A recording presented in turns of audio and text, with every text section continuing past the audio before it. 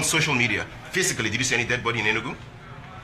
No, because it would be too dangerous to go out there and look Dangerous in Enugu State? The 5 governors of the Southeast all came out together and gave a communique. It's very, very dangerous. Why would he promote propaganda? He's a lawyer. He's representing his clients. That's what I'm really concerned about. He did not come to Nigeria because he just loves Nigeria. Who paid for his flights to come into the country? Who paid for his accommodation? Who's responsible for that? He had paid expenses when they went over there by the plaintiffs, and By the plaintiffs. and we met with the 10 plaintiffs there. Obviously, they can't make it out here. We had to meet in secret because of the security problem. There are people at the hotel, and there are military people with machine guns that were there as security people.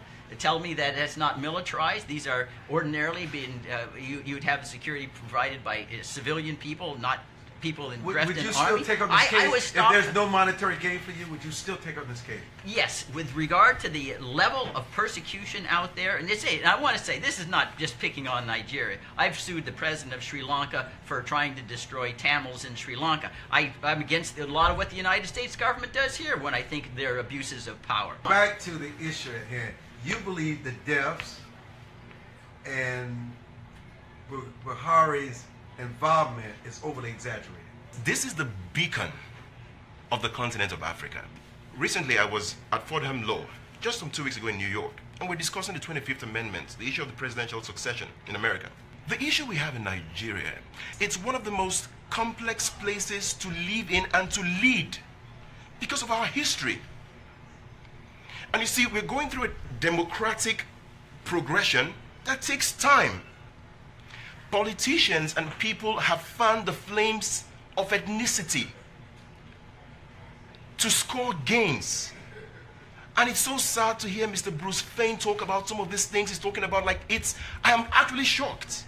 There are constitutional ways of challenging the federal government of Nigeria. If you want anything done, we have a National Assembly that is still very active. With its inadequacies and shortcomings, it exists. So if you talk about a group of people who are talking about marginalization, I mean, they have the right to pursue any effort that has to do with their self-determination. It's fine. And all Nigerians are in support of that.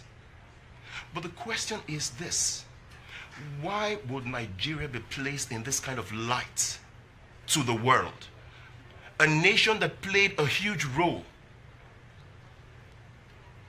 in so many nations across Africa.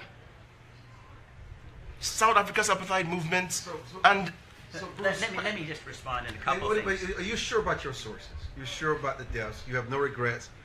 No. In fact, we're litigating them in court here. We understand there's due process. Now, you talk about the democratic progress. Well, what has been the effort to let the Nigerian people vote on the Constitution? You talk about due process. Well, where was the right of IPOB, the indigenous people of Biafra, given a chance to respond to the allegation they're a terrorist group? You walk in, ex-party, there's no due process, no notice, suddenly they're a terrorist group. And you're saying democratic progress when you have a terrorism described as anything that injures, the reputation of the Nigerian government, so you make free speech, an act of terror? Where's all this progress you're talking about? And you say all these legitimacy of the institutions, every one of them is built upon a 1999 decree of a military dictator that has never been voted upon.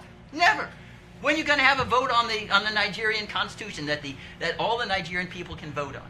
We have elections coming up in 2019. If you want to see democratic process, come there and see what will happen. Under what kind of constitution? The Nigeria is talking about, I have absolutely no idea what that nation is. Like I said earlier on, all over the country right now, we're celebrating our independence, right? And loads of people have all been talking about ways to ensure that we have a better constitution. And all Nigerians actually believe that there are certain things to look at. And it's a debate that is the hottest topic right now in Nigeria. And that's what democracy allows us to do. We have a right to sit down and look at the constitution and say, look, if this is not working for us, this is the creation of the colonial masters then, right? The 99 Constitution was also a creation also of the military. And there is a general consensus on the fact that it needs to be changed. That is not a problem.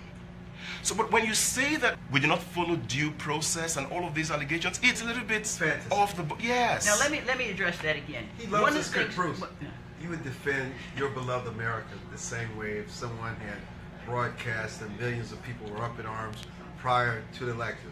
I mean, he lives in Nigeria.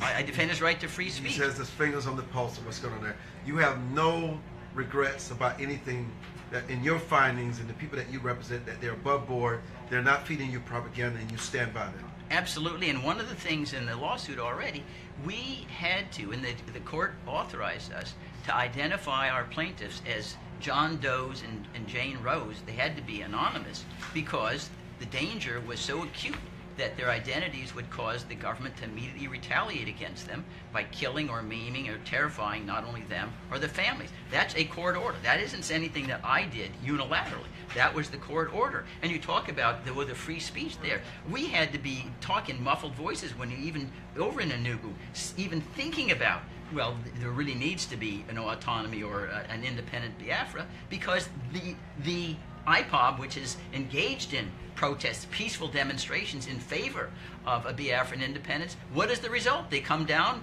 the military, and massacres and kills them. So the idea that you can walk down the near Asu Rock, outside Asu Rock, in Abuja, and claim I'm in favor of an independent Biafra and not be molested, not be charged with a crime of injuring the government of Nigeria is just wrong-headed. On a daily basis, there are all kinds of protests going on about these issues, right? And, look, we live in a world where you have so many young people who need the right kind of motivation to do the things they need to do. And the democratization of social media has made it so easy for words like this to go very, very, very, very, very fast. I believe that you're an upright man, someone who has the fear of God. I would say this to you. You might need to come to Nigeria at a different time and look at these issues more critically and hear from Nigerians themselves what exactly is happening in the country. This country is the beacon of Africa. We have our challenges like every other nation, and all growth starts from within. Nature tells us this. If we have our issues, we settle our issues by ourselves. You have a legal code in America. We have ours in the country. We're not saying it's perfect, but we're going through a process. And we have an opportunity to exercise our rights, come 2019, to choose who we want to be our president and who want to be governors of our different states in the country. But to give the impression that Nigeria is under siege, that we have a military dictator who is killing people, it is just so wrong.